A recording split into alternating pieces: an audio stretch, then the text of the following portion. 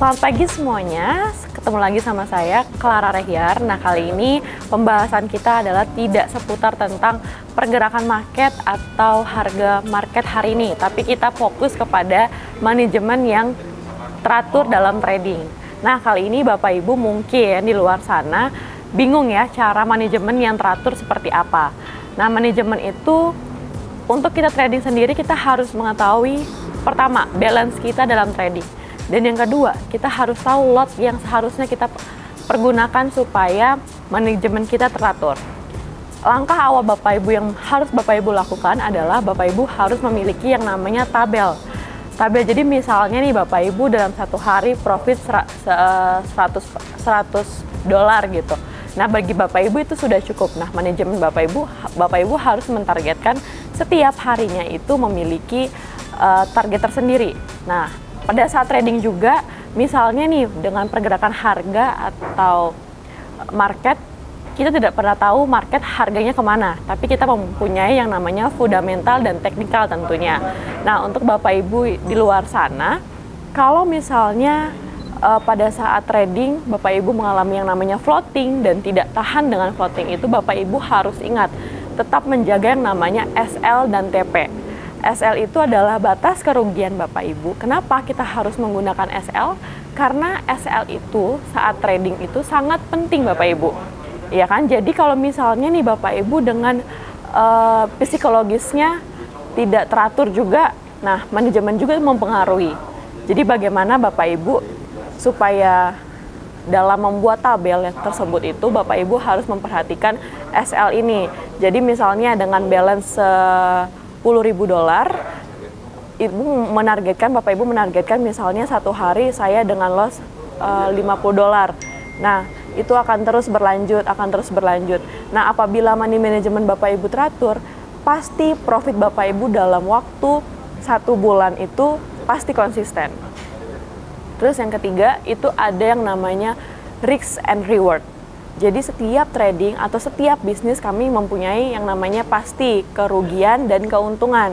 Nah, biasanya yang namanya untung itu adalah bonusnya, rugi itu pasti. Ya Bapak Ibu, jadi untuk bisnis trading ini sama dengan bisnis-bisnis lainnya. Tapi kalau bisnis trading ini kita biasanya lebih terpacu pada nilai ya, dengan harga. Nah, kadang-kadang kita juga bingung kan, gimana ya cara mengatur money management yang baik, bagaimana cara untuk psikologis kita supaya aman. Semua itu sangat mempengaruhi. Jadi untuk Bapak Ibu kita harus pertama terlebih dahulu untuk memulai trading adalah kita harus tahu dulu momen yang tepat pada trading. Misalnya nih momen yang tepat adalah kita lebih suka nih pada momen London atau misalnya kita lebih suka pada momen Amerika. Nah, itu tergantung dari Bapak Ibu sendiri.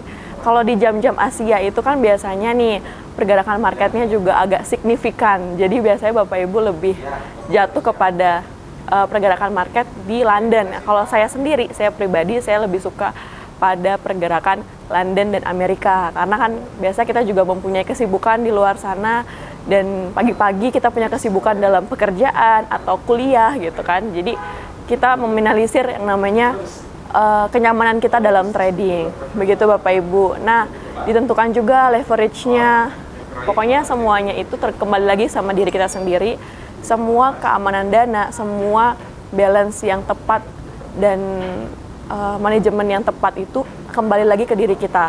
Gimana kita menargetkan setiap harinya seperti apa.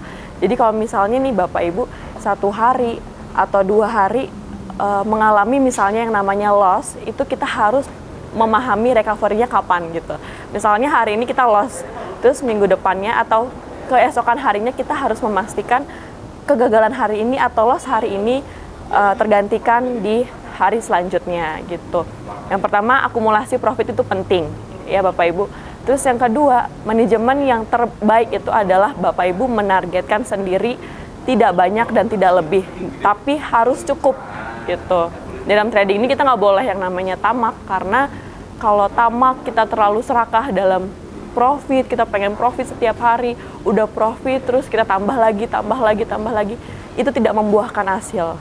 Jadi bagaimana caranya untuk mengendalikan diri sendiri dengan baik, begitu Bapak Ibu. Nah, selanjutnya kalau misalnya Bapak Ibu juga memiliki psikologis yang tidak baik dalam trading, Bapak Ibu harus memiliki mentor, yang dimana mentor itu adalah salah satu sarana untuk membuat kita menjadi lebih tenang, membuat kita menjadi lebih aman. Yang ketiga juga membuat kita lebih percaya diri, karena kan dalam trading ini kadang-kadang banyak sekali ya bisikan-bisikan atau perasaan-perasaan yang tidak terduga, karena mental-mental dalam trading ini adalah mental-mental yang menurut saya adalah mental yang luar biasa, karena ini bukan bisnis yang kalau misalnya di dalam perdagangan itu kan kita masih melihat arusnya ya, arusnya seperti apa. Tapi kalau misalnya nih, kalau di dalam trading tersebut kan kita itu bisnis ini tuh, trading itu apa ya, karena melihat pergerakan candle itu kadang-kadang membuat kita jadi mental kita sendiri, dan saya pun sendiri juga kadang-kadang tidak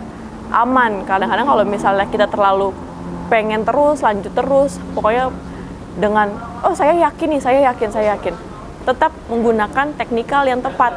Dan misalnya Bapak Ibu nyaman dengan teknikal, banyak teknikal ya, kalau saya sendiri lebih suka pada teknikal Fibonacci. Kenapa? Karena Fibonacci itu kita bisa menentukan, bagi saya lebih enak menentukan long termnya, karena ada yang namanya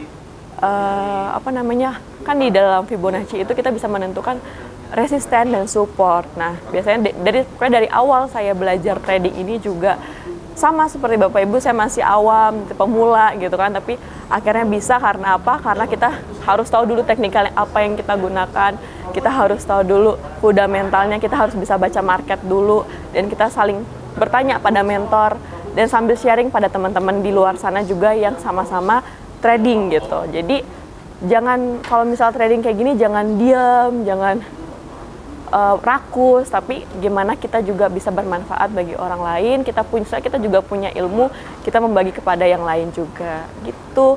Nah, untuk daily market hari ini kita hanya membahas tentang money management yang baik, dan itu kembali lagi ke diri kita masing-masing.